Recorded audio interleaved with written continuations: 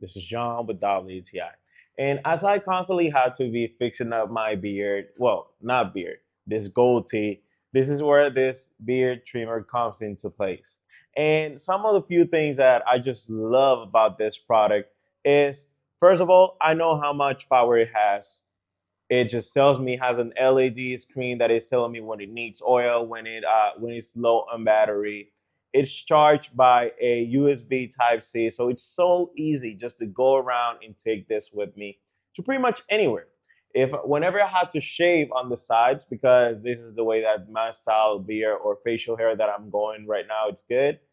I had to be constantly be shaving on the sides. I don't. It's not pulling. It's sharp. The blades are well prepared, and the build materials. This is built like a tank. This is great quality for the materials. Of how do I use it? It's small, so it's easy to pretty much put it in my bag and go anywhere. And knowing that if I have to go anywhere and I have to just trim on the edges or just do on the sides and keep my image as clean as possible, this is where I want to go. So this was Jean with Dali TI, and that was my point of view.